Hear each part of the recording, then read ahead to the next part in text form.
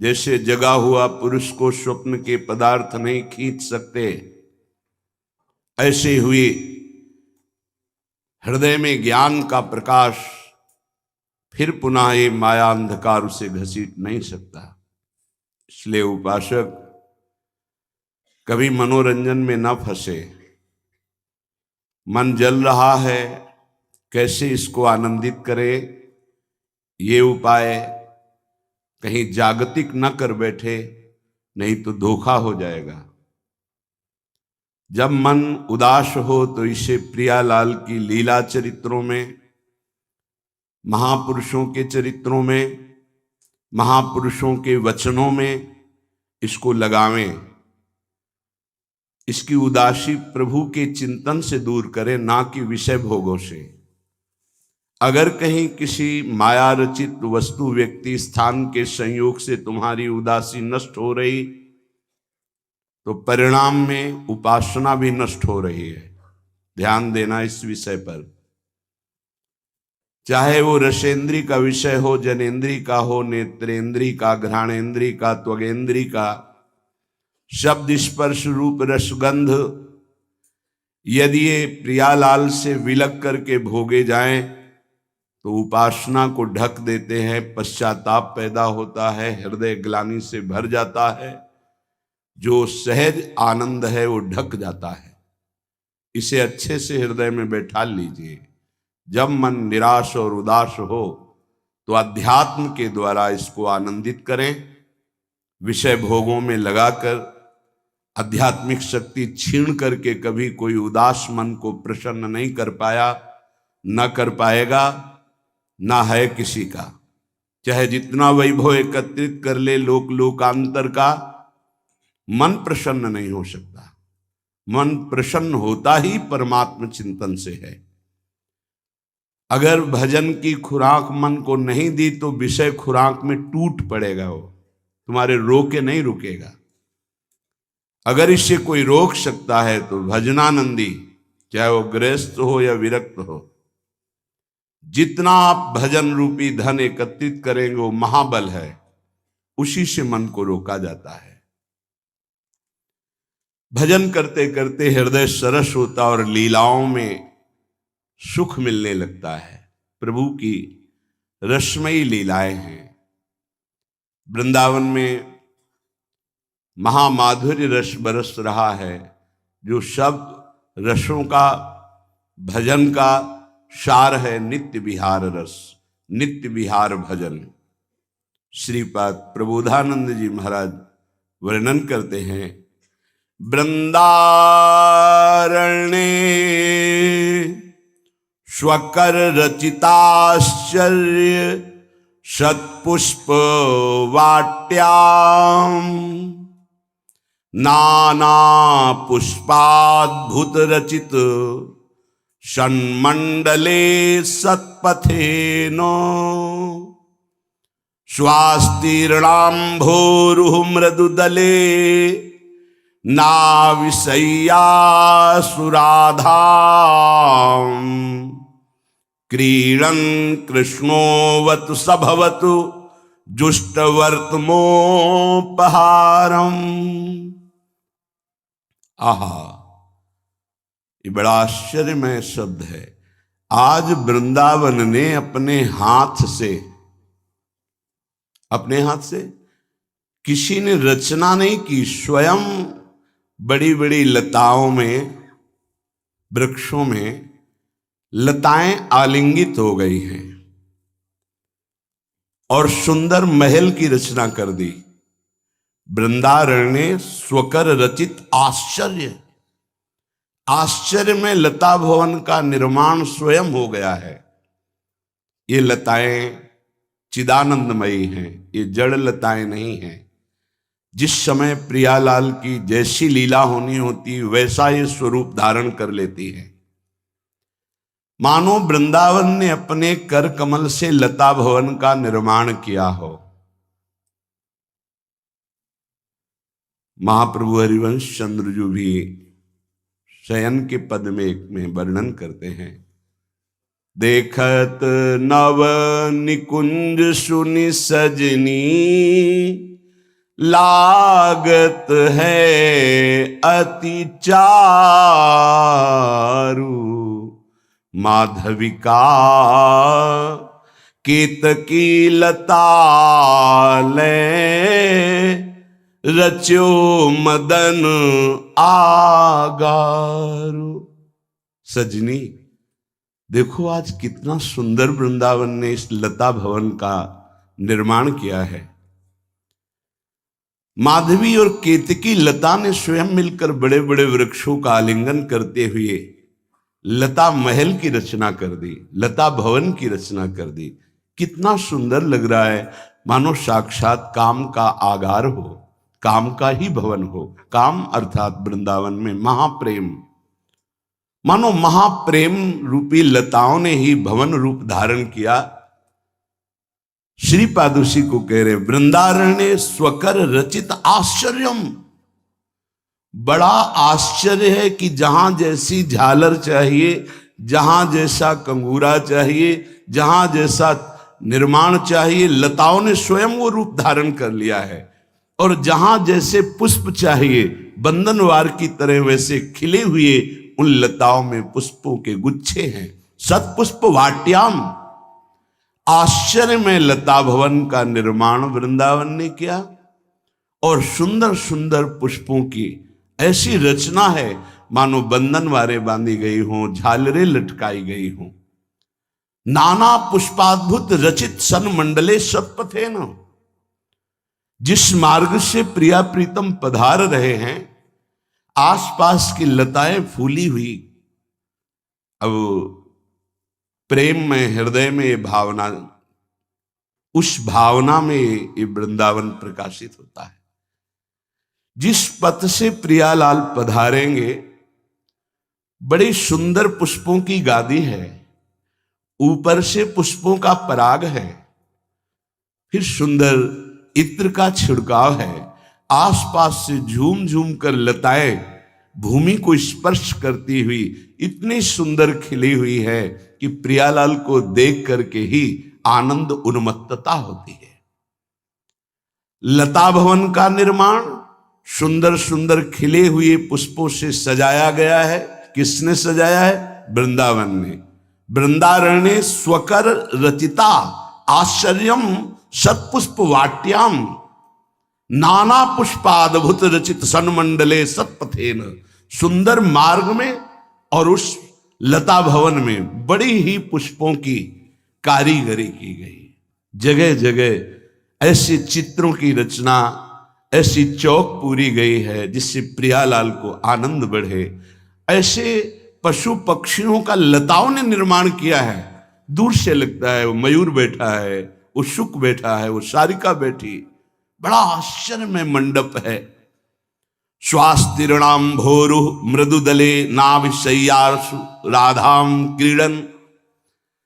हमारी प्रिया जो आकर यहां विराजमान होंगी तो मृदु मृदु दलों से, कोमल कोमल कोपलों से वृंदा सखी ने सैया की रचना की है।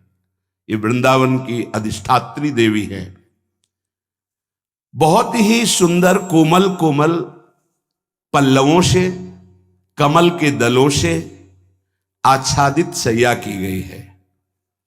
अब उस पथ से अविचार करते हुए हमारी जुगल जोरी सरकार पधार रहे हैं। श्री ध्रुवदास जी कह रहे हैं, सांवरे किशोर लाल लाडली किशोरी गोरी बाहाजोरी एक संग नीके देखी पाए है। सब सखियां देख रही मार्ग की तरफ। जो शतपथेन कोमल कोमल पुष्प दलों से गादी बिछाई गई है मार्ग में, सुंदर कोमल सुगंधित पराग, सुगंधित द्रव्य छिड़का गया है। उसके ऊपर अति सुकुमारी लाडली पी किशोर सुकुमार धीरे धीरे लता भवन से निकलकर इस मंडप में पधार रहे। तो सब सखियों की दृष्टि लगी, देखा सांवरे किशोर लाल लाडली किशोरी गोरी बाहाजोरी एक संग, नीके देखी पाए हैं।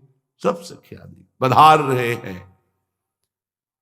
नवीन जलधर की सी अंग कांति, करोड़ों कामों को मूर्छित कर देने वाली, जिनकी मुस्कान, जिनका लावण्य, ऐसे लालजू श्री लाडलीजू के गले में गलवहियां दिए हैं।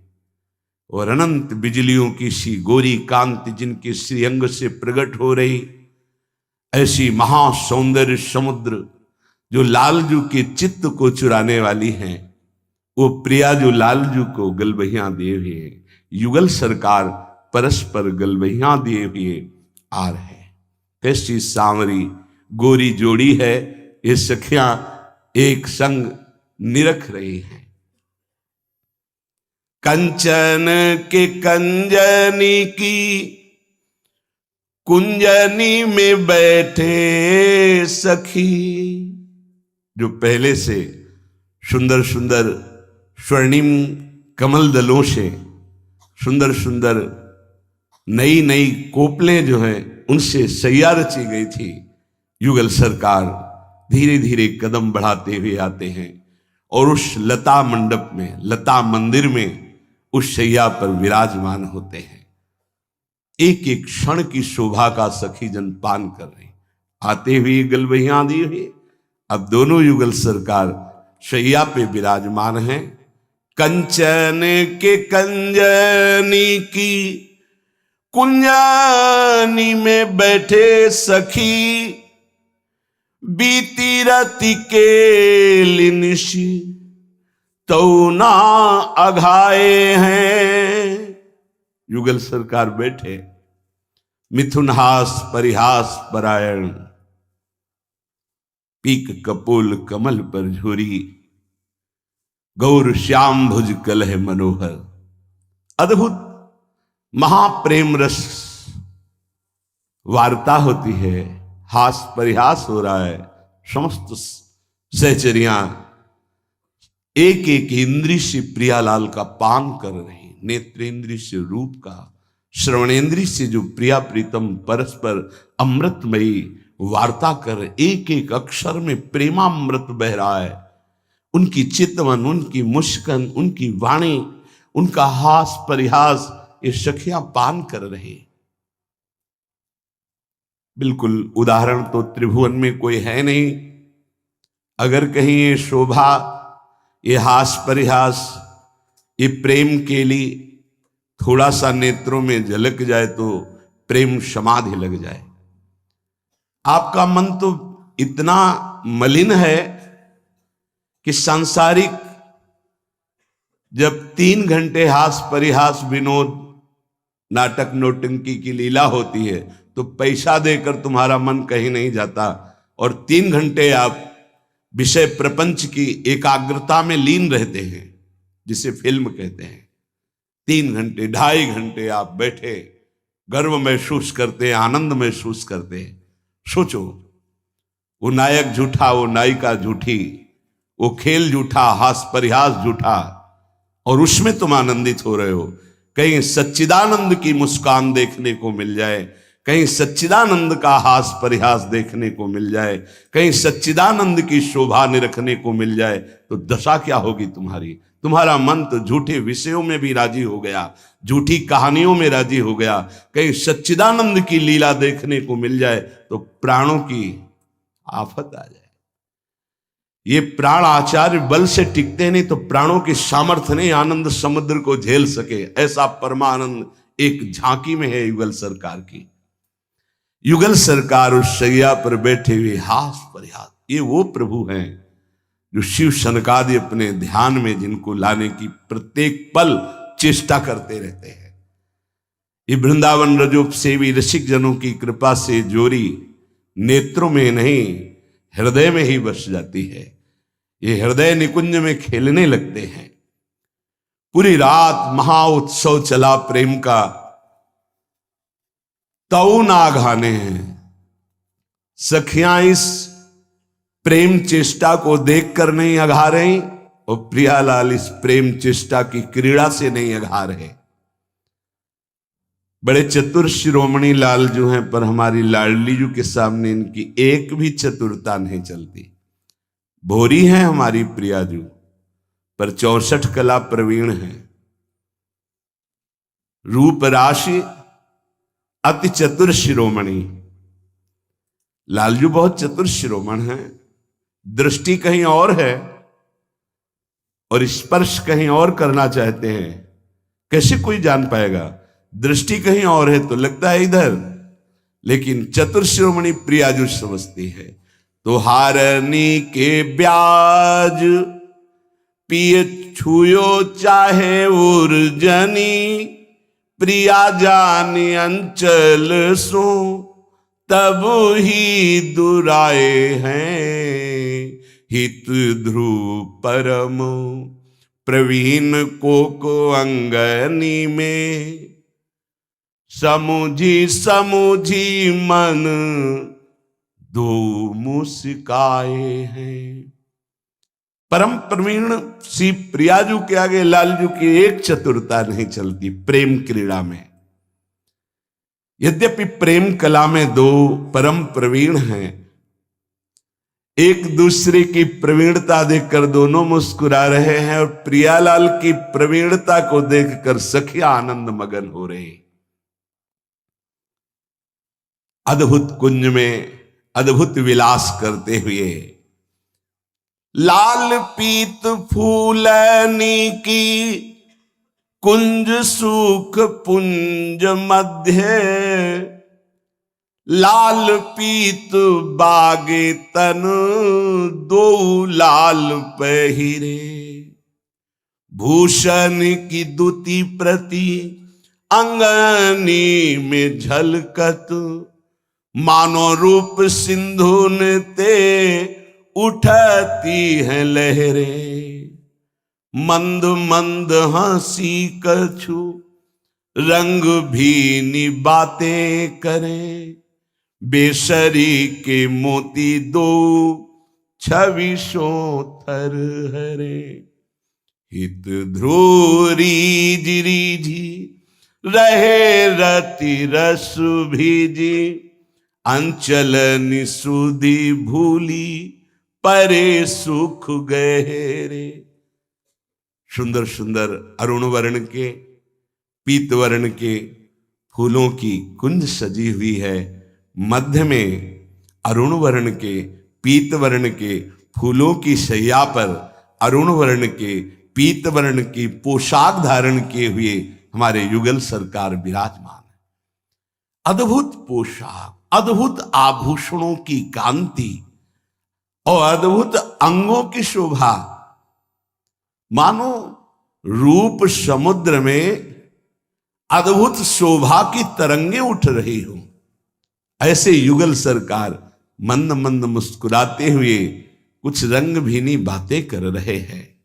जब बातें करते हैं तो बेसर का मोती श्वास लगने से हिलता है, अद्भुत शोभा हो रही है।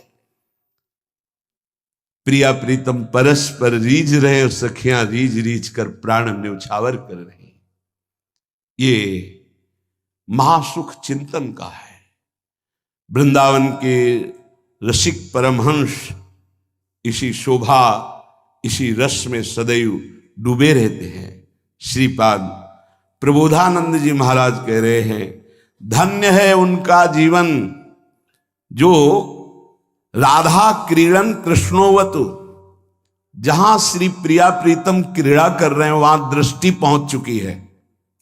धन्याति धन्य उनका जीवन है जो युगल सरकार की रूप माधुरी, केली माधुरी का पान करके जिनका हृदय पूर्ण रहता है। लोक लोकांतर की कोई पदवी, मोक्ष आदि की भी जिनकी चाह नहीं रह गई, वो इस रस का रसास्वादन करते हैं। उपासक अगर कोई वासना रखेगा तो इस उपासना की सिद्धि में बहुत विलंब हो जाएगी। सच्ची कहते हैं, कहीं सुख नहीं है। आपका मलिन हृदय है, इसलिए हर जगह आसक्ति बस चिपक रहा है। ये भोग, ये सुख, ये सुख, ये सुख।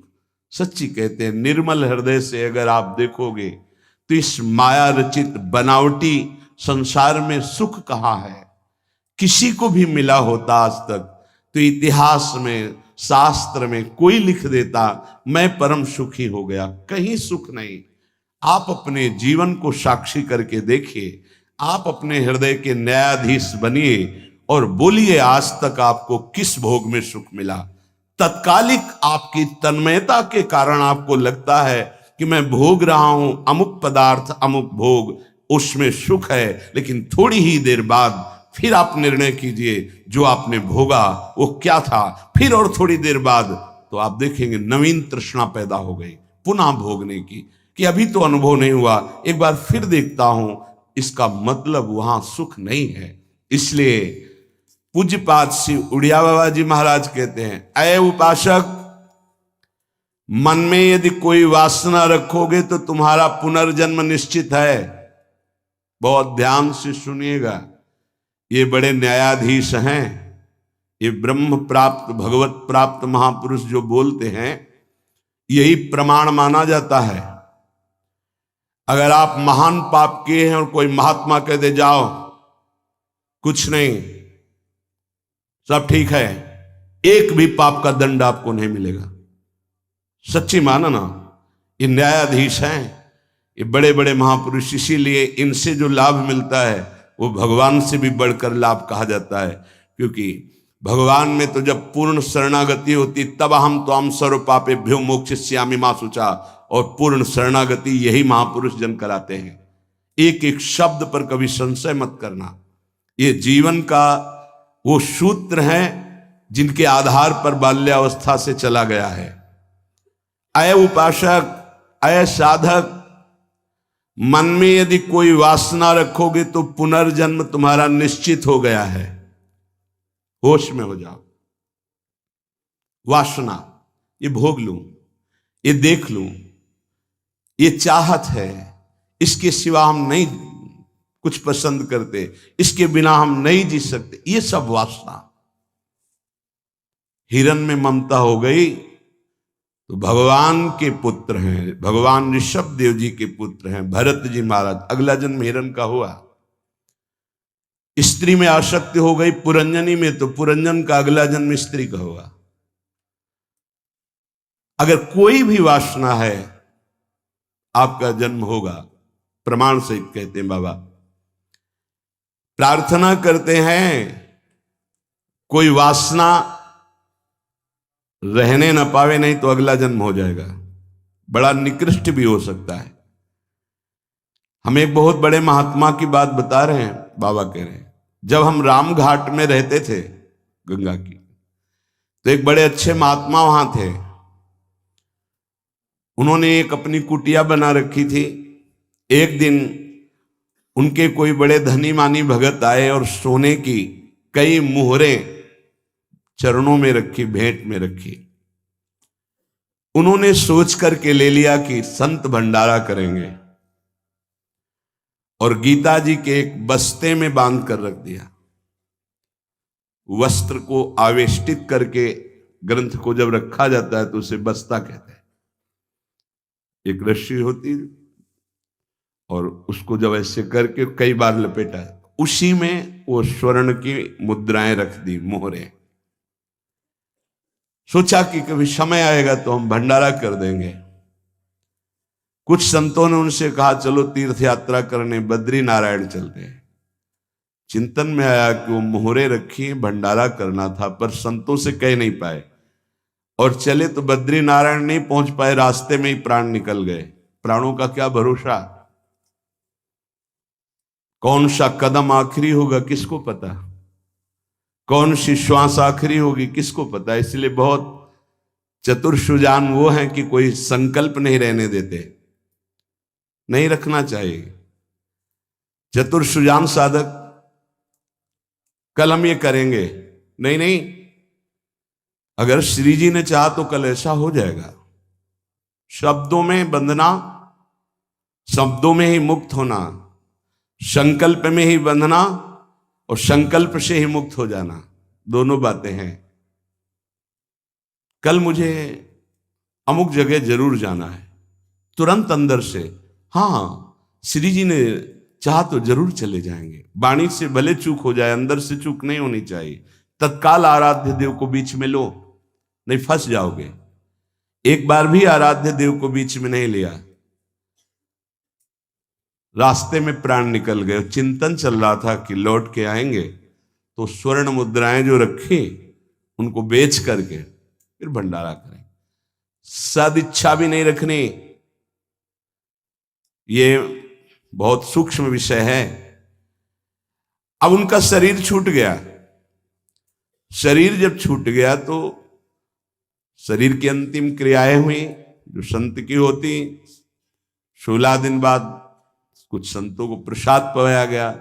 महीना व्यतीत हुआ महाराज की कुटिया की जो सेवा सफाई में, तो बस्ता एक ऊंचे पे दिखाई दिया।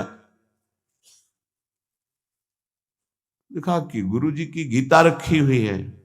कोई बात नहीं है, कभी समय आएगा तो पढ़ेंगे, गुरु जी की गीता है।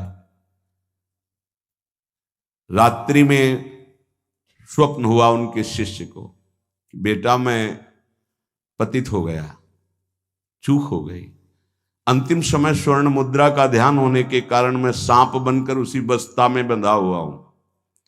जब तक स्वर्ण मुद्राएं बेचकर संत सेवा नहीं करोगे, मुझे सांप की योनि मिली है। पूज्य पादुड़िया बाबा भी वहीं रामघाट में थे।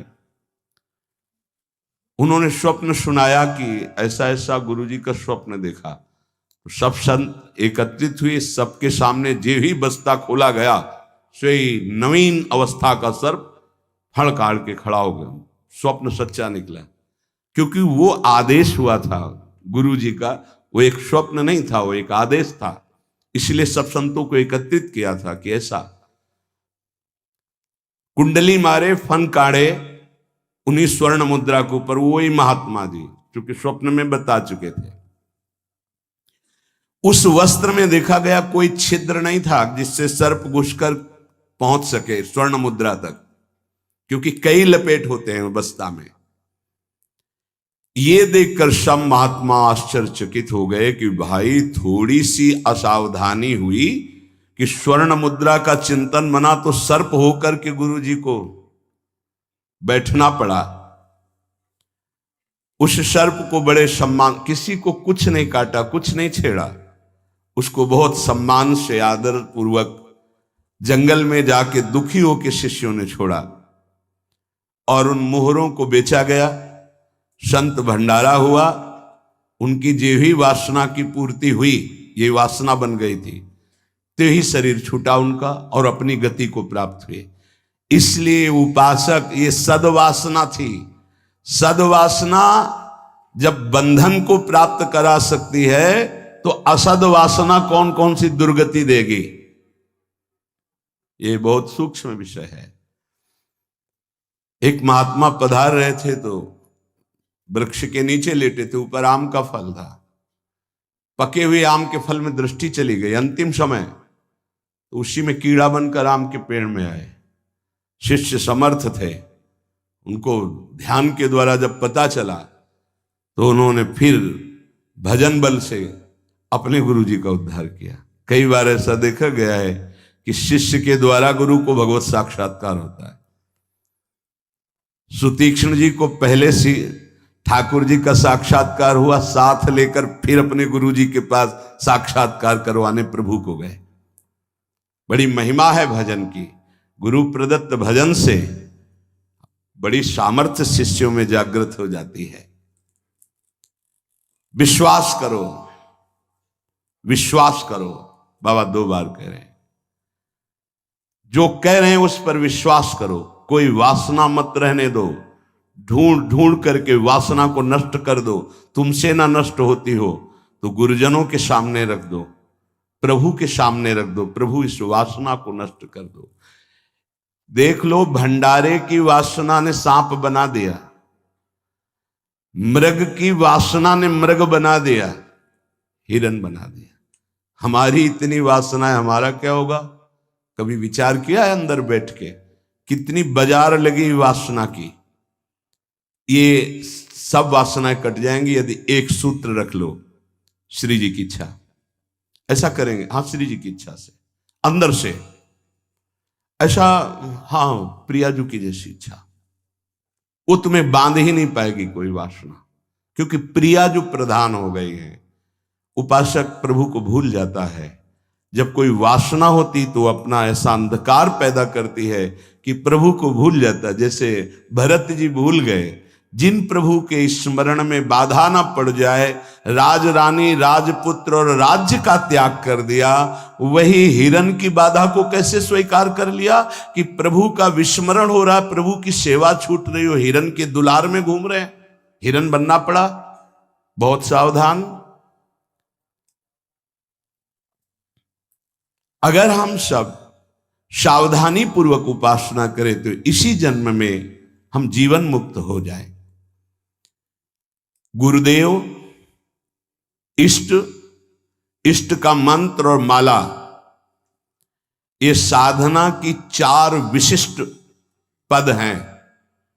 गुरुदेव, इष्टदेव, इष्ट मंत्र और जिससे माला, जिससे मंत्र जपते हैं, इनमें एक भी नहीं बदलना चाहिए, बहुत जल्दी सिद्ध हो जाएगा। माला ऐसे नहीं कि गंदी हो गई फेंक दी, दूसरी नई माला ले ली, टूट गई वैसे, या माला की थैली, दोनों। एक उपासक के पास फटी हुई बहुत मलिन थैली थी, हमने कहा बदल दो ना, नहीं गुरु प्रदत्त है, ये आजीवन चलेगी। ऐसे बहुत जल से धो देंगे, यमुना जी में धो देंगे, बदल तो नहीं सकते, आजीवन के लिए। अच्छा लगा, ठीक है, गुरु प्रदत्त है, इसे बदल नहीं सकते। माला झोली, यहां रोज नई चमकती हुई, देखो ध्यान दीजिए, गुरु, इष्ट, इष्ट मंत्र और माला, ये चारों बहुत जल्दी परिपक्व अवस्था प्रदान करती हैं। इनमें से एक भी यदि बदला जाए तो बेविचार दोष उत्पन्न हो जाएगा। गुरु, इष्टदेव, इष्ट मंत्र, मंत्र जपने की माला और माला झोली सहित, इसे खिलवाड़ ना समझे। यदि तुम किसी की माला चुरा लेते हो तो कभी तुम्हें उसके जपे हुए का फल नहीं मिलेगा, और यदि तुम्हारी माला कोई गिर जाए, भूल जाए, कोई चुरा ले, तो तुम्हारे आधे भजन का प्रभाव निष्फल कर दिया जाएगा। ये न्यायाधीश बोल रहे हैं। माला प्राणों से भी अधिक प्यारी रखी जाती है, ऐसे नहीं कि जहां मन आया वहां रख दिया, नहीं, सदैव अपनी छाती से माला लगा के रखी जाती है। अगर कोई बात करनी, कोई सेवा करनी, तो माला को यहां ऐसे रख लिया, गले में डाल लिया कि नहीं से। अब कुछ लोग ऐसे नहीं रखी जाती, अगर माला रखना भी है तो उसके नीचे आसन होना चाहिए, उससे हम मंत्र जपते, खिलवाड़ नहीं। यदि चोरी चली गई तो भी आपका आधा भजन निष्फल हो जाएगा, और चुराने वाले को कभी भी जितना जप करेगा उसका फल नहीं मिलेगा। किसी की माला से जप नहीं करना चाहिए। मिली हुई माला को जहां मिले वहां सम्मान से टांग दो, कभी लौटेगा वो तो ले लेगा। कभी माला पड़ी हुई उठाना नहीं चाहिए, लेना नहीं चाहिए, उससे कुछ लाभ आपको मिलेगा नहीं। अगर यहां माला पड़ी है तो यही टांग दो, जिसकी माला है अगर वो वापस आएगा तो वहां मिल जाएगी उसको। कभी आप किसी की माला से जप न करें। जो किसी की माला चुरा लेता है उसकी कभी आध्यात्मिक उन्नति उससे नहीं हो सकती। माला, झोली, इष्ट मंत्र, गुरुदेव और इष्ट देव आजीवन एक ही रखे, बदलाव न करे। यावत जीवन इन चारों को एक रखे, गुरुदेव, इष्ट देव, इष्ट मंत्र, इष्ट माला, उपासक बहुत जल्दी परिपक्व अवस्था को प्राप्त हो जाएगा। ये बातें बड़ी गूढ़ हैं, ये आध्यात्मिक सत्संग, इसलिए आपको सुनने को मिल रहे हैं। कर्म 4 प्रकार के होते हैं। एक कर्म जिनसे यहां भी सुख मिले और परलोक में सुख मिले, जैसे हम यहां किसी भूखे को भोजन पवा देते हैं तो हमारी संपत्ति भी बढ़ेगी और परलोक में इसके पुण्य का बड़ा लाभ प्राप्त होगा। या हम ऐसी कुछ अपने धन से व्यवस्था करते हैं जिससे भजन करने वाले संतों को सुख मिले, जो सतमार्ग में चल रहे हैं उनकी वास की व्यवस्था, वस्त्र की व्यवस्था, भोजन की व्यवस्था, यहां भी तुम्हारे ऐश्वर्य बढ़ेगा और परलोक में भी भगवत कृपा प्राप्त होगी। औषधालय खोल देना, प्याऊ खोल देना, ऐसी व्यवस्था कर देना जिनकी व्यवस्थाएं नहीं हैं, उनको वस्त्र है, भोजन है, औषधि है, इस तरह की, तो यहां भी सुख और परलोक में भी सुख। पर ध्यान रहे, पोस्टर बैनर नहीं होना चाहिए। अगर आपने कहीं छपवा दिया या अपनी जबान से कह दिया तो उसका प्रभाव क्षीण हो जाता है, ये लोग समझते नहीं। आपने वृंदावन आए, 100 संतों को भोजन पवाया, इसके बाद पूरे गांव में 4-4 जगह बैठ के, कि वृंदावन गए थे, 100-2 संतों को ऐसा पवाया, संत भी कह रहे थे कि वाह भाई, और 100-100 रुपया भेंट दी। वो बड़ाई जो आप झोंक रहे हो ना, सब खाली हो रहे हो आप, चुप। ये लोग कुछ ऐसे देहाभिमानी होते हैं कि एक पंखा भी टंगवाएंगे ना तो पंखा की हर पंखुड़ी में जिला अमुक, बाबा का नाम, दादी का नाम और ये नाम और वो नाम, अपना नाम, पूरा पता, फोन नंबर सहित पंखा में ऐसे देखे गए। कुछ भी करना है पूरा, ये सब। तुम्हें अपने नाम की चिंता है या संतों की सेवा की चिंता हुई? तो ये ध्यान रखो, जिनमें यहां भी सुख मिले और परलोक में सुख मिले उसे सत्कर्म कहते हैं। सत्कर्म गुप्त होना चाहिए, पर अभिमान गुप्त होने नहीं देगा, पक्का। वो चाहे दीवाल से कहेगा जरूर। ये अंदर देख लेना, फूलन आएगी, कहना कुछ तो ऐसा कि बाद में संत पाएंगे, पहले ही परिक्रमा मार्ग में बोर्ड लग जाता है, आज यहां 100 संत सेवा और अमुक जिले के अमुक अमुक अमुक ऐसे। तब ये लगता है कि कैसे तुम नादान बच्चे हो, तुम्हें इतना बड़ा सौभाग्य सुकृत का मिला था, इतना महान सत्कर्म, और तुमने सब मिटिया मेट कर दिया। और उनको लगता है कि सत्कर्म का फल यही है। 100 रुपया के अगर फूल डालने हैं तो फिर 100 लोगों को तो पता चलना चाहिए कि वीडियो में कि हम ही फूल डाल रहे थे। बड़ा हम का खेल चालू है। ये कर्म तभी परलोक में आपको मिलेगा जब यहां आप गुप्त रखें। देखा है आपने गुप्त कैसे कमाई की जाती? बहुत बड़ी यज्ञ की थी, मैदा फैक्ट्री के मालिक थे। जब वो आते थे कानपुर में गुरु आश्रम में संत दर्शन के लिए, तो 20 गाड़ियां उनके साथ होती थी, और आधा किलोमीटर पहले ही रुक करके नंगे पैर पैदल आते थे।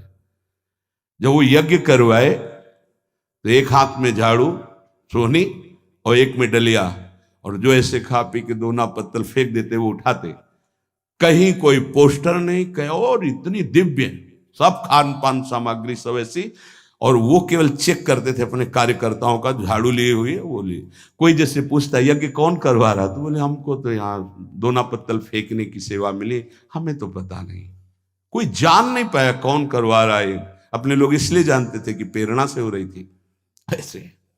ऐसे सत्कर्म की कोई जान ही नहीं पाया कि किसने करवाई यज्ञ। और इतना बड़ा खान पान, कानपुर महानगर जहां लाखों लोग खाते पीते, उनके पास कोई कमी नहीं, कहीं भी कोई अभिमान का लेश मात्र नहीं। दूसरा मतलब पहला है जो इस लोक और परलोक दोनों में सुख प्रदान करे, वो ऐसे धार्मिक सत्कर्म। दैन्यता की मूर्ति, साधुता अपने आप आ जाएगी जब आप ऐसा समर्पण करेंगे। कितने ऐसे, एक नहीं कितने ऐसे जिनको ये है नहीं कि हमारी जानकारी कोई, कि हम कुछ सेवा करते हैं। अहम को पुष्टता चाहिए। इस लोक परलोक में यदि अपने कर्म का जो सुकृत है, तो भगवान से प्रार्थना करो कि कोई न जान पावे, ऐसा कार्य करो, तो वो आपको इस लोक और परलोक दोनों में उन्नति प्रदान करेगा। दूसरा, जिनमें यहां भी दुख और परलोक में भी दुख। पहला है यहां भी सुख और परलोक में सुख। दूसरा है यहां भी दुख और परलोक में दुख। परिस्त्री गमन, जो दूसरे माताओं के साथ, बहनों के साथ व्यभिचार करते हैं, यहां भी दुख और परलोक में दुर्गति। अगर गृहस्थ हो तो एक पत्नी जो आपने पाणी ग्रहण किया है, बस। दूसरा मदिरापान, मद्यपान, यहां भी दुख, परलोक में दुर्गति। द्वैत कीड़ा, जुआ, यहां भी दुख, परलोक में दुर्गति। हिंसा, मांस खाना, यहां भी दुर्गति और परलोक में भी दुर्गति। देख लेना, खूब मांस खा लो, फिर तुम्हारा मांस जब अंतिम समय सड़ेगा ना, और तुम्हारी जब दुर्गति होगी, तब तुम्हें पता चलेगा।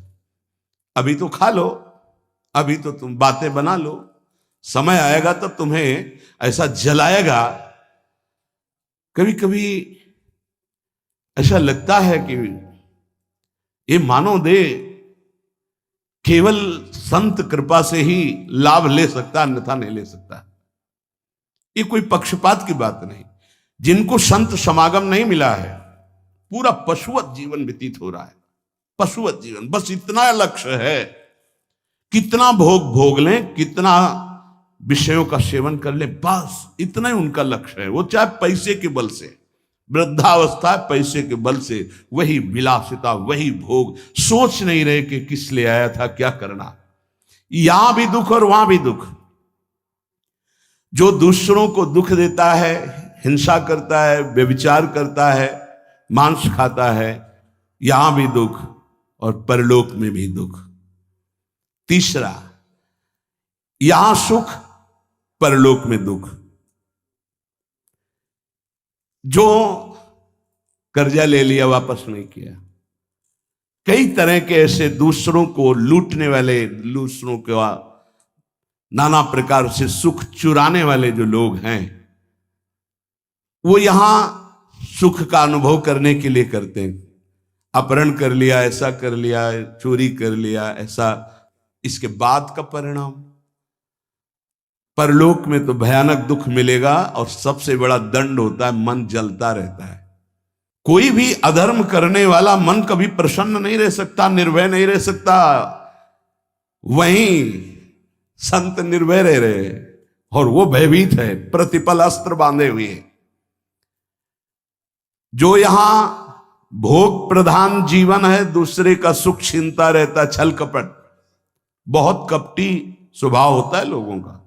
कोई बिरला ऐसा होता है जो भजन के साधना के बल से कपट को मिटा करके सरल स्वभाव न मन को टिलाई।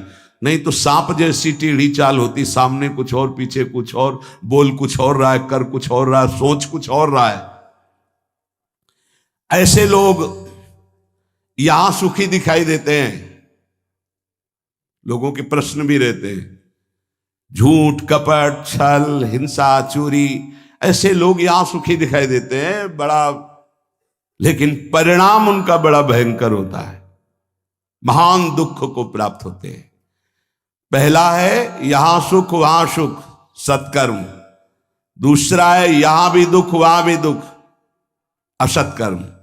तीसरा है भोग कर्म, दूसरों का धन छीनना, भोगों में मगन रहना। यहां तुम्हें सुखी दिखाई देंगे, बड़ा परिणाम एकदम विध्वंसक होगा, मिट्टी में मिल जाने वाला, कुछ नहीं बचेगा, सर्वनाश हो जाएगा। इसको आप आंख खोलकर देख लो, संसार में रहते हो, समाचार आदि के द्वारा संसार की जिनकी झूमती थी मिट्टी में मिल गए।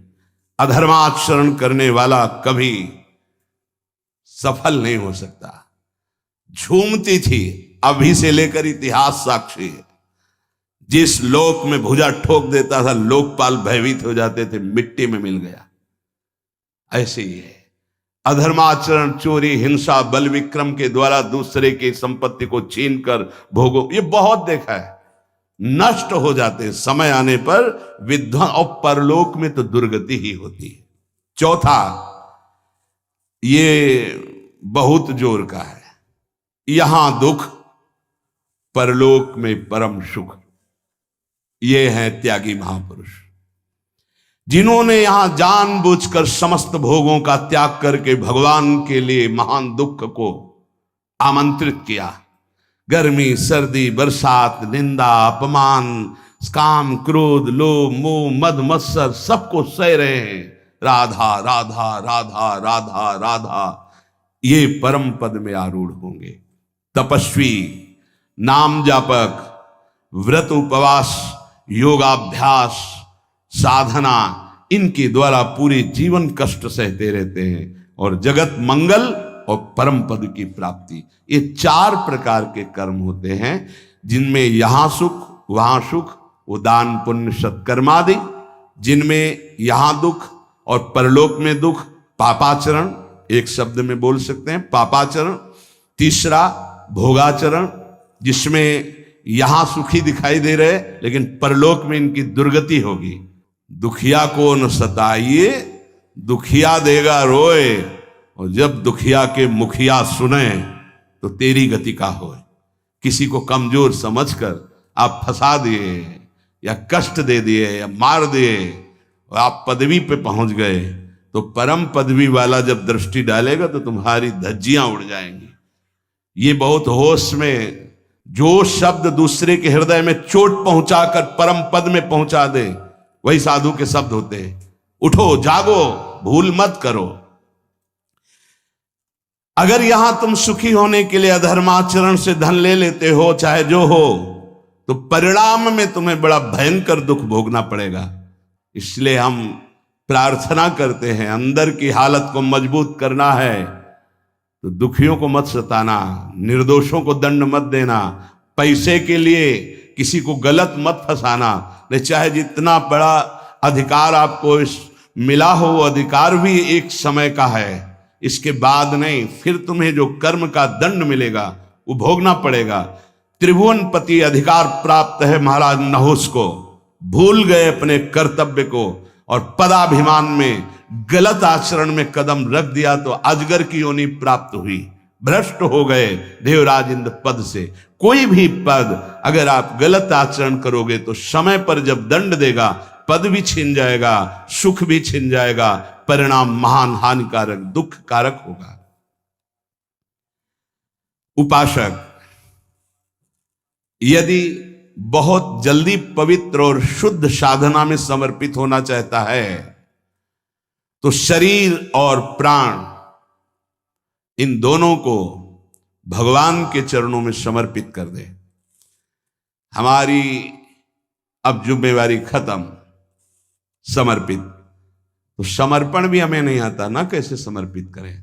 इसीलिए गुरु रूप में भगवान पधारते हैं।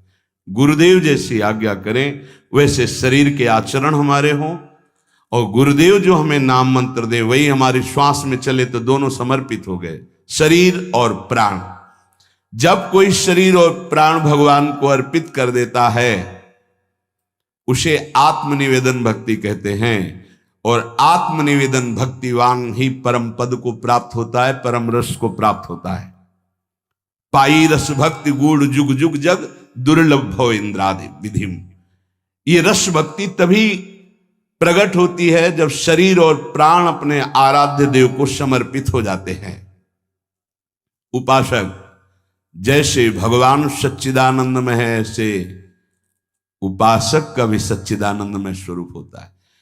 एक बार सत्संग में कहा था कि भगवान नारायण भी तुम बन सकते हो, तो किसी ने कहा था मनुष्य नारायण कैसे बन सकता है।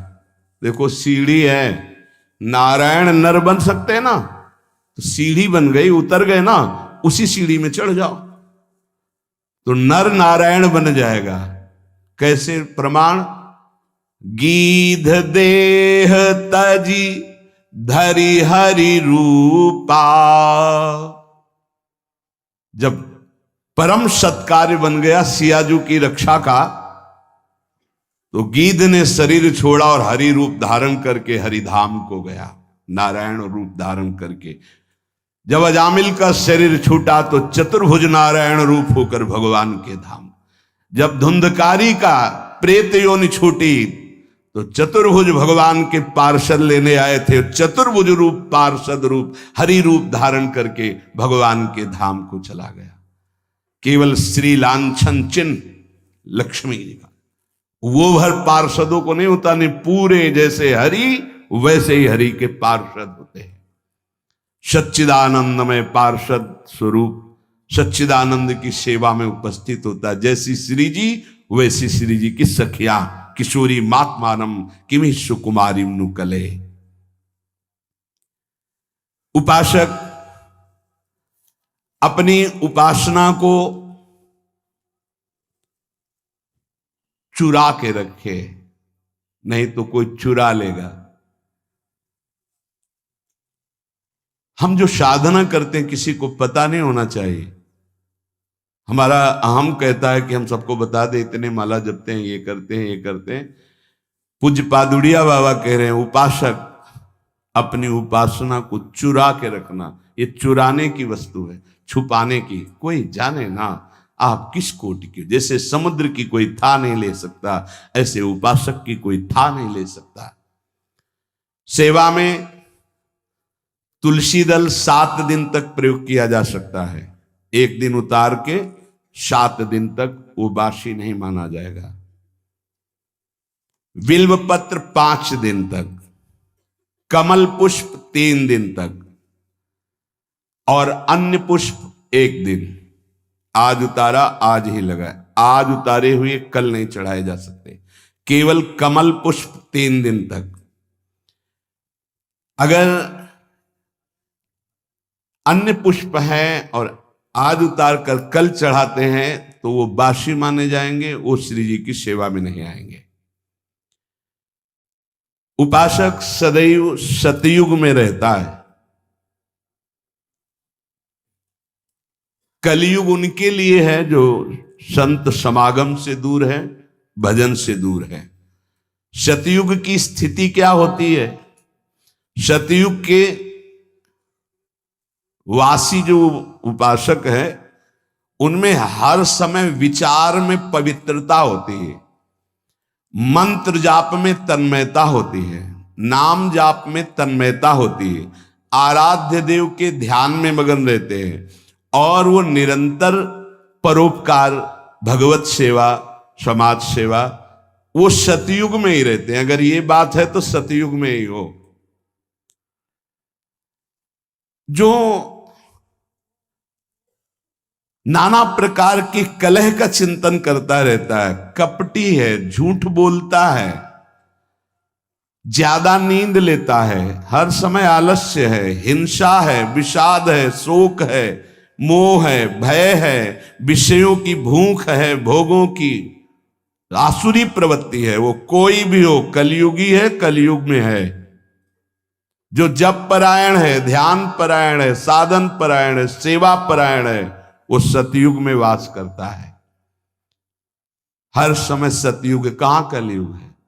सत्संग हो रहा, नाम वाणी, नाम कीर्तन, प्रियालाल की सेवा दर्शन, सेवा में हर हमारे पास समय कहाँ है कलयुग के लिए? कलयुग जो बुलावा देते हैं उनके पास जाता है, अपने पास समय कहाँ है कलयुग के लिए? झूठ, कपट, तंद्रा, निद्रा, हिंसा, विषाद, व्यसन, व्यभिचार, मोह, भोगों की प्रबलता, आसुरी प्रवृत्ति, ये कलयुग है। अगर चित्त में इन सब का राज्य तो कलयुग। उपासक सदैव सतयुग में रहता है, सदैव। देख लो, उपासक सदैव सतयुग में रहता, कलयुग में नहीं। ये अगर लक्षण है तो कलयुग है, नहीं तो कोई कलयुग नहीं। कहां कलयुग है? हाँ, कलयुग का स्थान बताया गया, शराब पीना, व्यभिचार करना, मांस खाना, जुआ खेलना, चोरी करना, तो उसी में आ जाता है झूठ, कपट, तंद्रा, निद्रा, हिंसा, विषाद, शोक, मोह, भय, भोगों की प्रबलता, राक्षसी प्रवृत्ति, ये कलयुग का स्वरूप है। उपासक विषयी भक्त से बच के रहे। यहां विषयी पुरुष नहीं कहा, ये बहुत, ये न्यायाधीश के बच्चे पूरे आजीवन यही साथ रहे हैं। विषयी पुरुष से तो हम समझते हैं कि विषयी पुरुष है, पर यहां कह रहे हैं विषयी भक्त से बच के रहे। भक्ति का बाना है और विषय सेवन का अंदर से स्वाद है, तो हम बाना भेष से, हम उद्देश्य से संत मानते हैं। उद्देश्य तुम्हारा भगवत प्राप्ति भजन है तो हमारे मित्र हो, और उद्देश्य नहीं है तो बच के रहना। यहां कह रहे हैं उपासक विषयी भक्त से बच के रहे, क्योंकि हमारी श्रद्धा होगी कि भगत है और विषयी है तो संसार का राग प्रकट हो जाएगा, जो राग हमारे भजन मार्ग में बहुत बाधा पैदा करेगा। क्योंकि ये राग और द्वेष सतमार्ग के लुटेरे हैं, श्री भगवान गीता जी में कह रहे हैं। जो भक्त विषयी है हमें उसका संग नहीं करना। क्यों? क्योंकि उसके संग से विषयों का राग प्रकट हो जाएगा। राग और द्वेष, भगवान कह रहे इंद्रियस्य इंद्रियस्यार्थे राग द्वेषौ व्यवस्थितौ तयोर्नवशमागच्छेतौ ह्रस्य परिपंथिनौ। हे अर्जुन, इंद्री के प्रत्येक विषय में राग और द्वेष ये छुपे रहते हैं। अनुकूलता प्रतिकूलता, उपासक को ना अनुकूलता में न प्रतिकूलता में, अर्थात न राग में न द्वेष में, दोनों में नहीं फंसना, क्योंकि ये दोनों इस मार्ग के लुटेरे हैं, खाली कर देते हैं, लूट लेते हैं। श्रोत्रेंद्रिय, त्वचा इंद्रिय, नेत्र इंद्रिय, रसेंद्रिय, घ्राणेन्द्रिय, इसके विषय हैं शब्द स्पर्श रूप रस गंध। पूरी सृष्टि के भोग इसी में आ जाते हैं। इसमें कुछ में साधक का राग रहता है और कुछ में द्वेष रहता है। राग अनुकूलता, द्वेष प्रतिकूलता। जब तक अनुकूलता प्रतिकूलता राग और द्वेष बना रहेगा तब तक साधक की उन्नति नहीं हो सकती, आध्यात्मिक उन्नति। ये बड़ा सूक्ष्म विषय जगत गुरु भगवान श्री कृष्ण वर्णन कर रहे हैं। राग द्वेष होता कहां है, इसका निवास स्थान कहां है? कह रहे ये अहम में होता है, मैंपन में। ये बाहर से काटा नहीं जा सकता कि ऐसे कर दिया तो राग द्वेष खत्म हो गया। ये आपके अंदर अंतःकरण में जो चार धर्म हैं, निश्चय करना बुद्धि, संकल्प विकल्प करना मन, चिंतन करना चित्त, और अहम, मैं स्त्री हूं, मैं पुरुष हूं, मैं विद्वान हूं, मैं धनवान हूं, इसमें बैठा है राग और द्वेष। बड़ी सुरक्षित जगह में बैठा है। शरीर से माना हुआ संबंध अहम स्फुरित करता है, मैं, और इसी मैं में राग द्वेष बैठा है, और यहीं से वो बुद्धि में, मन में, इंद्रियों में फेंकता रहता है। बड़ा सूक्ष्म विषय है, पवित्र बुद्धि वाला साधक समझ पाएगा। राग द्वेष कहां बैठा है? अहम में बैठा है। मुझे ये पसंद है, मुझे ये पसंद नहीं, मुझे ये अनुकूल है, मुझे ये, मैं उस शरीर को लेकर बोल रहा है। इसीलिए वो विषय में राग और द्वेष, इंद्रियों में राग द्वेष, मन में राग द्वेष दिखाई देता है, होता है अहम में। प्रभु ने इशारे में वर्णन किया, यही राग द्वेष काम और क्रोध है। राग काम है और द्वेष क्रोध है। ये स्थूल रूप जब धारण करता है राग द्वेष, तो काम क्रोध के रूप में प्रकाशित हो जाता है। ये साधक का सर्वस्व अपहरण करने वाला है, राग और द्वेष, काम और क्रोध। तयोर नवश मागच्छेद, ऐ साधक इनके वशीभूत मत होना। ये परिपंथिनो, तुम्हारे अध्यात्म मार्ग के लुटेरे हैं, तुम्हारा सब कुछ खाली कर देंगे। काम और क्रोध, जिन्हें राग और द्वेष कहते हैं। बहुत जोर की बात है, बहुत जोर का राग होता है, पूरे जीवन की साधना की बाजी हार जाएगा ऐसा राग होता है। राग ही द्वेष का रूप धारण करता है, द्वेष की कोई सत्ता नहीं। जैसे काम ही क्रोध का रूप धारण करता है, कामा संजायते क्रोधा। जब राग द्वेष की वृत्ति उत्पन्न हो तो साधक निराश ना होवे, अपितु बहुत सावधान हो जाए, उदास ना होए, निराश न। देखो ये जुआरी का सा खेल है। जय बार जुआरी हारता है तय बार उसकी जिद और बढ़ती है। शायद अब की जीत जाऊं, अब की जीत जाऊं। ऐसे ही साधना में होता है। ऐसा नहीं कि एक बार में ही जीत गया, कई बार साधक दांव हार जाता है। अच्छे अच्छे खिलाड़ी हार जाते हैं। बहुत गंभीरता से समझना, निराशा नहीं आनी चाहिए, नहीं तो फिर असली में हार जाएंगे हम। कई बार ऐसा होता है जीवन में, कई जगह राग हरवा देता है, हमको फिसला देता है। फिर एकदम सावधान हो।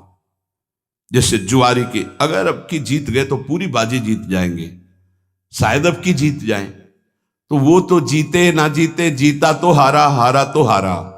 और यहां हारा तो जीता और जीता तो जीता। ये अध्यात्म है। निराश तो नहीं होना, ये हमारी प्रार्थना है। साधक कभी निराश न हो कि अब क्या होगा, अब तो मैं हार गया। कुछ नहीं हारे, एक नया अनुभव मिला हारने से। जानबूझ के मत हारना, अनुभव नहीं मिलेगा। फिर अगर फिसल गए हो तो अनुभव मिलेगा। कहां से फिसला, क्यों फिसला, आगे बढ़ूं, निराशा नहीं।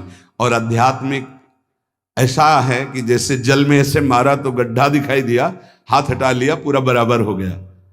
समझ रहे, फिसल गए तो लगा हानि हो गई, लेकिन अध्यात्म में फिर संभल करके चले तो बिल्कुल बराबर हो गया, कोई हानि नहीं हुई, बड़ा मंगल हो जाएगा। निराशा तो उपासक को करनी नहीं, ये ध्यान प्रार्थना हमारी मान लीजिए, नहीं तो आप परमार्थ से हार जाएंगे। अंतिम श्वास तक हारना नहीं है, हारते हुए भी हारना नहीं, ये बात मान लेना। मैं हर बार कमर कसूंगा, अब की शायद जीत जाऊं, अब की शायद जीत जाओगे, निकल जाओगे। बहुत ध्यान देने का विषय वर्णन हो रहा है। यही हमारी आध्यात्मिक उन्नति मारी जाती है। क्या होता है, साधक राग पूर्वक किसी कर्म में प्रवृत्त ना हो, किसी भोग में, किसी विषय में, किसी कर्म में आज्ञा मान करके कर्म में प्रवृत्त हो। यह बड़ा सूक्ष्म विषय है। साधक की कर्मों में प्रवृत्ति या निवृत्ति अपनी रुचि से नहीं होती। मुझे अच्छा लगता है इसलिए करता हूं, मुझे अच्छा नहीं लगा इसलिए छोड़ दिया, नहीं। वो आज्ञा पर करता है, आज्ञा पर त्याग करता है, इसलिए उसका करना राग पूर्वक नहीं और त्याग करना द्वेष पूर्वक नहीं है। वो आज्ञा पे चलता है, साधक है। शास्त्र आज्ञा, गुरु आज्ञा। ध्यान दीजिए, हमारा हर कार्य अब जो ही कहें करें हम सोई, आयस लिए चले निज दासी। राग द्वेष की सत्ता ही नहीं रह जाएगी। हमारा जो कार्य होता है वो शास्त्र आज्ञा, गुरु आज्ञा से होता है। अगर हम किसी कार्य में प्रवृत्त होते हैं तो आज्ञा, कर्तव्य। अगर निवृत्त होते हैं तो आज्ञा, कर्तव्य। हमारा कर्तव्य ये नहीं करना चाहिए, शास्त्र आज्ञा, गुरु आज्ञा, इसलिए हम नहीं करते। द्वेष पूर्वक त्याग नहीं, राग पूर्वक ग्रहण नहीं। जब राग द्वेष पूर्वक क्रिया की जाती है तो उसका फल उत्पन्न होता है, और राग द्वेष का फल पतन के सिवा और कुछ नहीं होता। पतन। जब साधक संसार से अलग होकर भजन मार्ग में अध्यात्म की उन्नति प्राप्त करने की चेष्टा करता है, बहुत सुंदर बात कह रहे हैं, उसी समय उसके हृदय में बड़ी बुरी बुरी स्फुरणाएं प्रकट होती है। सब साधक सावधानी से सुने। जब साधक संसार का त्याग करके सच्चिदानंद की प्राप्ति के लिए भजन में लगता है तो उसके हृदय में, अंतःकरण में बड़ी बुरी बुरी स्फुरणाएं प्रकट होती है। साधक घबरा जाता है। भगवान यहां आश्वासन दे रहे हैं साधक को, स्फुरणाओं से घबराना नहीं। इन स्फुरणाओं की सत्ता नहीं है कि तुम्हारा कुछ भी बिगाड़ सके। ये उत्पन्न हो रही हैं जो थी पहले, अब नष्ट हो रही, प्रकट हो करके। सिद्धांत है ये नष्ट हो रही है क्योंकि तुम भजन परायण हो। पर चूक अच्छे अच्छे से हो जाती, कोई समझ नहीं पाता नष्ट हो रही, वो उसी में तन्मय होकर नई क्रियाएं कर बैठता है। राग बन गया, संस्कार बन गया, यही चूक हो जाती। ध्यान देना, जब हम साधन भजन पे, तो हमारे अंदर गंदी गंदी स्फुरणाएं जो जन्म जन्मांतर की, अब हम उनको ये नहीं समझ पाते कि ये नष्ट हो रही। हमारे अंदर काम आ रहा है, हमारे अंदर क्रोध आ रहा है, हमारे अंदर भोग आ रहा है, भोग की बातें आ रही, पुरानी बातें आ रही, आ नहीं रही, वो नष्ट हो रही। अगर आप उनमें तन्मय होकर नवीन क्रिया कर बैठे तो संस्कार बन गया, मिटने की जगह बन गया, अब पतन अवश्यंभावी। अतः उपासक स्फुरणाओं को देखकर घबराए नहीं, आ नहीं रही, ये जा रही है। संसार का जब आप भोग करते थे तो स्फुरणाएं आ रही थी, तुम जान नहीं पाए, वो इकट्ठा हो रही थी। जब तुम संसार से मुक्त होने के लिए भजन शुरू किए तो अब वो जाएंगी, निकलेंगी, वो निकल रही स्फुरणाएं। अब भजन के बल से स्फुरणाएं खाली हो रही हैं। तुम स्फुरणाओं में चिपकना मत, पकड़ना मत, उन स्फुरणाओं के अनुसार संकल्प करके क्रियाएं मत करना, वो निकल रही है। साधक को चाहे अच्छी स्फुरणा हो या बुरी स्फुरणा, बिल्कुल न राग करना न द्वेष, दृष्टा मात्र बने रहना है। भजन क्या आ रहा है बस देखते चले जाओ। जैसे हम रास्ते में चल रहे हैं, बोर्ड में लिखा है ऐसा ऐसा ऐसा, तो पढ़ लिया, चल दिया, कोई मतलब तो है नहीं, तो हम ऐसे पढ़ रहे हैं अंतःकरण में। ये आई बुरी स्फुरणा, ये अच्छी स्फुरणा आई, ना हमको डरना है, ना घबराना है, और न चिपकना है, ना अच्छी स्फुरणा में ना बुरी स्फुरणा में। क्या हुआ? राग द्वेष दोनों मिटते चले जा रहे हैं, क्योंकि अच्छी स्फुरणा राग की है और बुरी स्फुरणा द्वेष की वृत्ति पैदा करेगी। अभी जो हमारा हो रहा, वो राग द्वेष से नहीं हो रहा, गुरु आज्ञा से साधना हो रही है। सावधानी पूर्वक यदि तटस्थ माने दृष्टा बन करके इन स्फुरणाओं की उपेक्षा कर दे तो राग द्वेष रहेगा ही नहीं। राग द्वेष के वशीभूत होकर संसार के सब प्राणी कर्म कर रहे हैं। राग द्वेष पुष्ट होता है तो प्रकृति उसका स्वभाव अशुद्ध कर देती है। अशुद्ध स्वभाव होने के कारण वो भोग प्रधान बन जाता है। जिसकी प्रकृति राग द्वेष रहित होती है उसका स्वभाव शुद्ध हो जाता है। शुद्ध स्वभाव होने पर योग हो जाता है प्रभु से, अशुद्ध स्वभाव होने पर भोग बनता है प्रकृति का, संसार का। क्या सुंदर सिद्धांत भगवान वर्णन कर रहे हैं। साधक संपूर्ण कर्मों को अपने भली भांति भगवद अर्पण कर दे तो उन कर्मों का फल होगा भगवत प्राप्ति। राग द्वेष मिट जाएंगे। राग द्वेष के मिटाने के इच्छुक साधक के लिए शास्त्र प्रमाण कर्म करना अत्यंत आवश्यक है। जैसा आदेश हम वैसा कर रहे हैं, हमारा कोई राग नहीं, आदेश के अनुसार कर रहे हैं, गुरु आज्ञा शास्त्र आज्ञा। राग द्वेष से सर्वथा रहित जो महापुरुष हैं उनका अंतःकरण शुद्ध निर्मल होता है कि वो वेद पढ़े हो या ना पढ़े हो, उनके हर वचन वेद प्रमाणित शब्द निकलते हैं।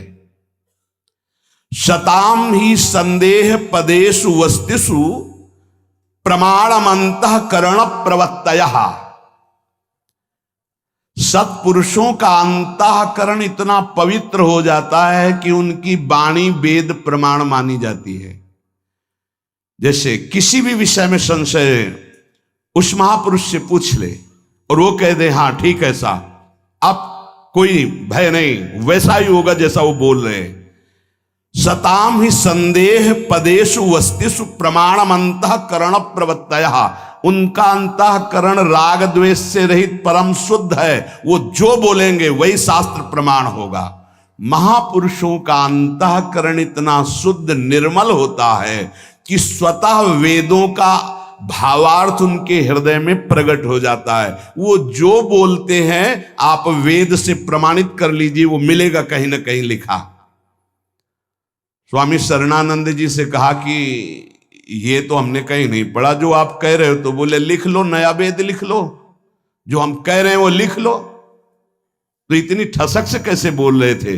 क्योंकि अंतःकरण भगवदाकार है, तो कह रहे लिख लो, नए ग्रंथ को लिख लो, जो हम बोल रहे हैं वो लिख लो। तुम्हारी पहुंच नहीं तो पहले से सब लिखा हुआ है, उसको मिला लेना। जो महापुरुष राग द्वेष रहित, उसके अंतःकरण में शास्त्र अनुकूल ही बात निकलेगी।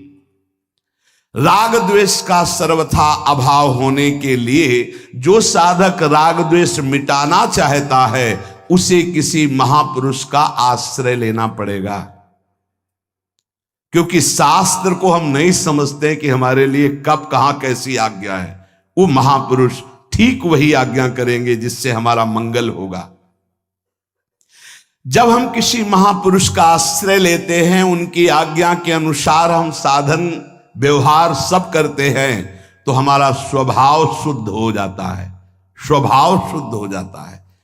यही कारण है कि ऐसे महापुरुष के आचरणों से जगत का मंगल होता है, और ऐसे महापुरुष आदर्श माने जाते हैं जिनका हृदय शुद्ध हो गया है, राग द्वेष रहित। ये राग द्वेष उत्तरोत्तर बढ़ने नहीं चाहिए, कम होने चाहिए, देखते जाओ। और जिससे द्वेष हो जाए तो हमने अपने अंतःकरण में गुरु प्रताप से उसकी निवृत्ति का उपाय एक ही पाया है, उसमें भगवत भाव करके प्रणाम कर लेना, बार बार प्रणाम। उसकी याद जब आवे, हृदय जले तो प्रणाम कर लो, वो सामने आवे तो प्रणाम कर लो, तो द्वेष मिट जाएगा। जैसे हम किसी से द्वेष नहीं करते, पर बार बार हमसे द्वेष कर रहा है, तो हमको लगने लगता है कि ये हमसे द्वेष क्यों कर रहा है, तो हमारे अंदर भी द्वेष जागृत हो जाता है। अब उससे बचने के लिए अगर उपाय नहीं किया तो द्वेष पक्का हो जाएगा। द्वेष पक्का हो जाएगा तो उसकी निंदा होने लगेगी, उससे झगड़ा होने लगेगा, उसकी बुराइयां शुरू, कूड़ा करकट हो गया, सब उपासना में कूड़ा करकट हो जाए। पहला कार्य, जहां देखे हे पतित पावन प्रभु, मैं आपको समझ नहीं पा रहा, प्रभु आपको प्रणाम है, आपकी ये द्वेष लीला हम नहीं समझ पाए, नाथ आप ही हो, बच जाओगे पक्का। जब कहीं ऐसा हुआ है तो पतितानां पावनेभ्यो वैष्णवेभ्यो नमो नमः, हे प्रभु आपको मैं नहीं समझ पा रहा, आप ही नाथ बचाओ, आपकी इस द्वेष लीला में मैं न फंस पाऊं, पक्का निकल गए, पक्का। तुम्हारे हृदय से द्वेष चला जाएगा तो उसके हृदय में जो हरि जाने, आपके हृदय में राग द्वेष नहीं होना चाहिए। उपासक दूसरों को सुख पहुंचाने की जब लालसा कर लेता है तो बहुत जल्दी हृदय उसका राग द्वेष से रहित होता है। दूसरों को सुख पहुंचाए, पर किसी से मांग के नहीं, चंदा बटोर के नहीं। यहां मना कर रहे हैं, मेरे द्वारा लोगों का कल्याण सुख हो, इसके बदले में मुझे रुपया एकत्रित करना है, भोग सामग्री मांग के एकत्रित करना है, ये सेवा नहीं होती, इसे सेवा नहीं कहते, ये वासना की पूर्ति कही जाती है।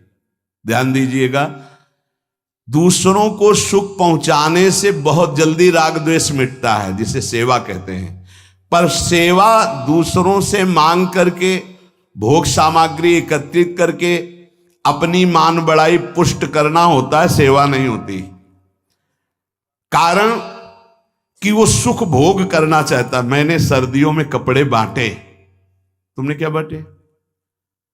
तुमने क्या बांटे? तुमने क्या सेवा की? कंबल तो किसी और ने दिया था, आप चुपचाप वहां जाकर के दे आए, ये आपके ऊपर कृपा हुई है। आप गर्व क्यों करते हैं? मैंने कंबल बांटा, दिया तो किसी और ने है आपको, देनहार कोई और है, देते रहते दिन रहन। तुम्हारे जीवन की पवित्रता बढ़ाने के लिए प्रभु ने तुमको यह अधिकार दिया कि जाओ तुम ऐसा सत्कर्म करो, अभिमान क्यों करते हो? मैं किसी को कुछ देता हूं ऐसा जिसका हृदय में भाव है, वो आसानी से मेरी बात नहीं समझ पाएगा कि सेवा धर्म किसे कहते हैं। सेवा उसे कहते हैं जिसके बदले में कुछ भी चाह ना हो। तुमने वस्तु दी और वो तुम्हें धन्यवाद बोले, तुम्हारे आगे झुके, तुम्हारे अनुकूलता में चले, तो सेवा कहां हुआ है? ये तो व्यापार हुआ। सेवा का तात्पर्य है कि हमने जो कर दिया सेवा, तो लौट करके आपके व्यवहार को नहीं देखा, आपने उसके बदले में क्या व्यवहार किया उसको लौट के नहीं देखा। जो सेवा के बदले में थोड़ा भी चाह करता है वो सेवा नहीं है। सेवा राग द्वेष को मिटाने में समर्थ है। नहीं महाराज जी, सेवा तो धन से होती है, वस्तुओं से होती है। वस्तु और धन के बिना सेवा किसकी बनेगी? और आप कह रहे सेवा करने के लिए धन और वस्तु की किसी से मांग नहीं करनी चाहिए। स्थूल वस्तुओं से स्थूल वस्तुओं से, धन से, भोग सामग्री से कर्म होता है, सेवा नहीं। बड़ा सूक्ष्म विषय है। कर्म से बंधन होता है, सेवा से मोक्ष मिलता है। कर्म से राग द्वेष पुष्ट होता है, सेवा से राग द्वेष मुक्त होता है। सेवा, तुम्हारे पास जो भाव है, तुम्हारे पास जो सामग्री है, उतने से ही तुम मुक्त हो जाओ। सेवा ये नहीं कहती कि चंदा मांग करके करो। सेवा ये नहीं कहती कि दूसरे को प्रभावित करके ये बंटता है, यहां ये बंटता है, यहां ये बंटता है। जो शास्त्र कह रहा है राग द्वेष मुक्त होने के लिए, हम यहां भगवत प्राप्ति की बात हो रही, जिनका लक्ष्य भगवत प्राप्ति है। तुम्हारे पास जो भाव है, तुम्हारे पास जो सेवा सामग्री, उसी से तुम्हें मुक्त होना है राग द्वेष से। जो वस्तुओं से सेवा का भाव किया जाता है वो कर्म बनता है, सेवा नहीं। स्थूल वस्तुएं जितनी तुम्हारे पास है उतने से तुम्हें सेवा का अधिकार है। जैसे तुम एक शॉल ओढ़े हो, कोई थर थर कांप रहा है, अपना शॉल उड़ा दिया, तो 1 करोड़ कंबल उड़ाने का जो फल है वो तुम्हारे शॉल के बराबर नहीं होगा, क्योंकि तुम्हारे पास एक ही था। तुमने अपने शरीर की परवाह न करके उसको उड़ा दिया। ये तुम्हारा राग द्वेष से मुक्ति का कारण बनेगा। समझना, आपने 50 लोगों से संग्रह किया और फिर सैकड़ों लोगों को उड़ा दिया, तो अंदर से देखना तुम्हें गर्व जागृत होगा कि हमने सैकड़ों गरीबों को कंबल उड़ाए। तो तुम्हारा अहम पुष्ट हुआ या राग द्वेष नष्ट हुआ? बड़ा सूक्ष्म विषय है, देखना। जब अंतःकरण में वस्तु का महत्व होगा तो स्वामी भाव आएगा, सेवक भाव नहीं। ये बड़ा सूक्ष्म विषय है, चाहे कोई जाने या ना जाने। जब वस्तु का महत्व होगा तो सेवा भाव नहीं, स्वामी भाव आएगा। मैंने उसको ये दिया, मैंने ये किया। और जब वस्तु का महत्व नहीं होगा, भाव का महत्व होगा, तब सेवा बनती है। हम 4 रुपए सब्जी के लिए जा रहे थे, रास्ते में देखा कोई बहुत कष्ट से तड़प रहा है, उसे अस्पताल ले गए। वो 4 रुपए पूरे के पूरे लगा दिए, नमक रोटी खा लिया। बहुत बड़ी सेवा बन गई। सेवा का शब्द समझना, बहुत बड़ी सेवा बन गई। जो हमारे पास है उसी से हमें खोजना नहीं है। जब कभी ऐसी सेवा का अवसर मिल जाए तो हम उसको करें, जितना हमारे पास। इसके आगे भगवान जाने, हमें मांगने की जरूरत नहीं, सहयोग की जरूरत नहीं। वास्तव में सेवा केवल भाव से पूर्ण होती है। तुम्हारा जो भाव, अच्छा जैसे तुम्हारे पास धन नहीं, कोई ऐसा तड़प रहा, तुम उसकी सेवा में पहुंच गए, उसको दुलार कर रहे हैं, मन में है कि हम इसको सुख पहुंचावें, लेकिन आपके पास सुख सुविधा नहीं। आपकी सेवा बन गई, आपका भाव बन गया, आप राग द्वेष से मुक्त होने की क्षमता वाले महापुरुष बन गए। यहां परमार्थ पद की बात हो रही। वस्तुओं का देना सेवा नहीं है। वस्तुओं को दिया और अभिमान पुष्ट किया, इसे सेवा नहीं कहते। ये दुकानदारी है। सेवा का भाव होता है। भाव के साथ जो कुछ तुम्हारी वस्तु है उसको ये मान के, तो दियम वस्तु गोविंदम तुभ्यमेव समर्पय। हे प्रभु, आपने दी थी, इस रूप में आकर आपने स्वीकार कर ली। धन्य है प्रभु, आपकी बड़ी कृपा। अहम नहीं आया, राग द्वेष मुक्त हुआ। सच्चे सेवक की वृत्ति नाशवान वस्तुओं में जाती ही नहीं है। अंतःकरण में वस्तुओं का महत्व मिटाने के लिए सेवा समर्थ है। जिसकी धरोहर थी उसको दे दिया, ऐसा भला कभी आता है दान देने में? वो कर्म बना, कर्म शुभ कर्म पुण्य बन सकता है, सेवा नहीं। सेवा मेरे राधा वल्लभ लाल आप इस रूप में आपने दिया और आपने लिया नाथ, ये तो आपकी मंगलमयी लीला, आपकी वस्तु आपको समर्पित, ये भाव सेवा। स्वाभाविक अगर आप इस सेवा रहस्य को जान जाएंगे तो राग द्वेष से मुक्त हो जाएंगे। सेवा ही परम धर्म है। हृष्य परिपंथिनों, अय परमार्थ के पथिक, इन राग द्वेष लुटेरों से अपनी साधना संपत्ति को बचा लो। राग और द्वेष रूपी लुटेरों से। किसी के शरीर से राग हो जाएगा तो काम पैदा हो जाएगा, किसी के शरीर से द्वेष हो जाएगा तो क्रोध पैदा हो जाएगा, और काम और क्रोध दोनों तुम्हारे भजन को छीन ले जाएंगे, चुरा ले जाएंगे। हर समय खाली हो जाती है जेब, ध्यान रखना। जहां आप गुस्सा किए या काम क्रीड़ा किए, काम भोग किए, तो तुम्हारी थैली खाली की खाली फिर शुरू। लूट ले गए, परिपंथिनों लुटेरे हैं, तभी तो आध्यात्मिक उन्नति नहीं होती। साधक इन लुटेरों की तरफ देख नहीं पाता, इसलिए आध्यात्मिक उन्नति नहीं होती। यही कारण है कि साधना बहुत वर्षों तक करने पर भी उसे अध्यात्म अनुभव नहीं होता। प्रायः साधकों की शिकायत लगी रहती है कि मुझे तो कुछ आनंद का अनुभव नहीं हुआ। उसका कारण है तुम्हारे साधन भजन को ये लुटेरे लूट रहे हैं। कौन? राग और द्वेष, काम, क्रोध, ये लूट रहे हैं। देखो, साधना में मन लगे या न लगे, साधना फल दे के रहती है। बड़ा सूक्ष्म इससे वर्णन है। साधकों को रहता है मेरा मन नहीं लगता, तुम चिंता मत करो, तुम राधा राधा बोल रहे हो, मन लगे ना लगे इसका निश्चित फल है।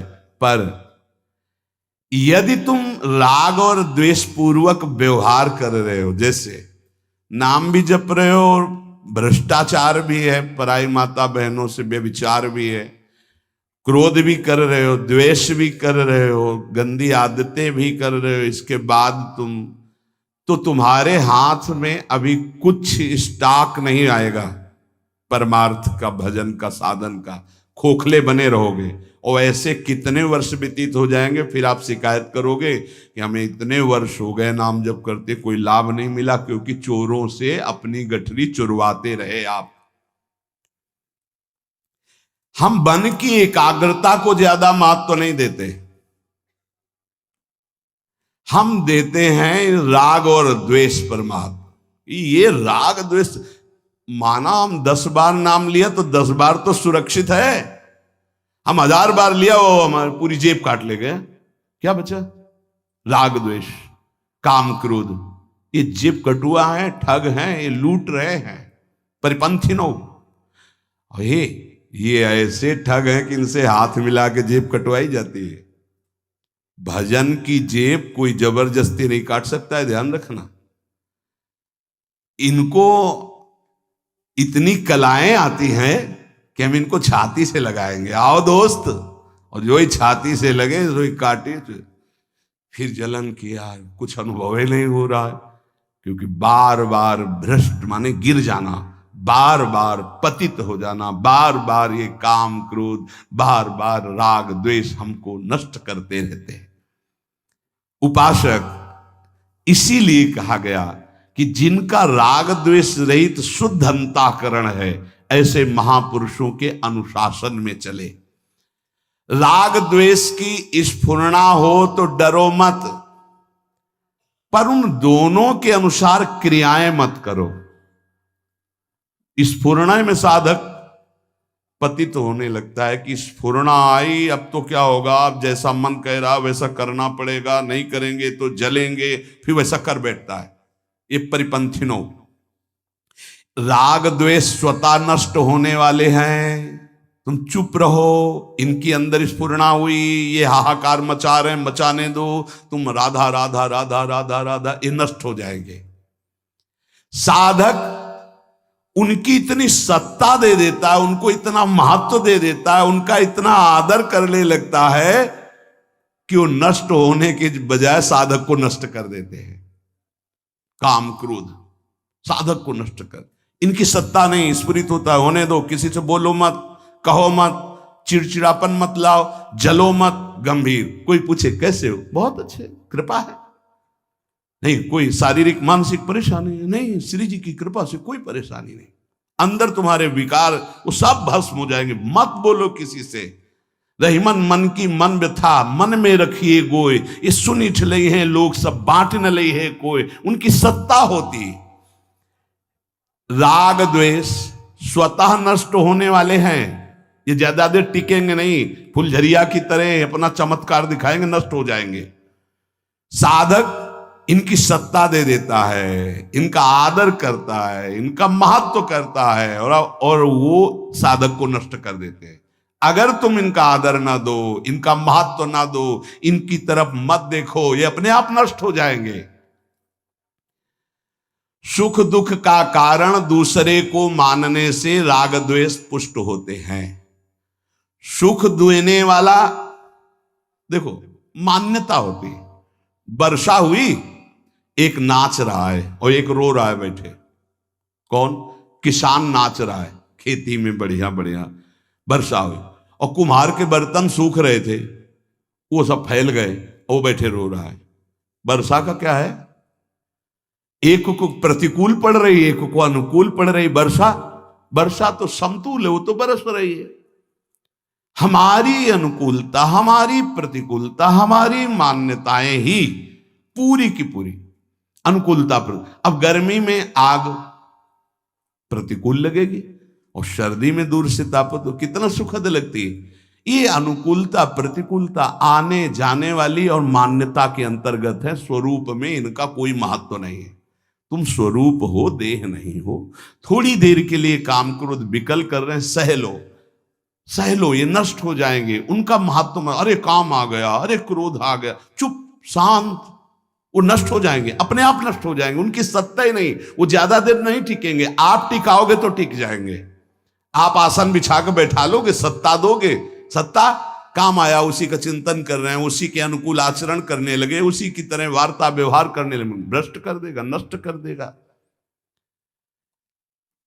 मन बुद्धि राग द्वेष आदि दोष पैदा हो जाए तो कोई दोष की बात नहीं।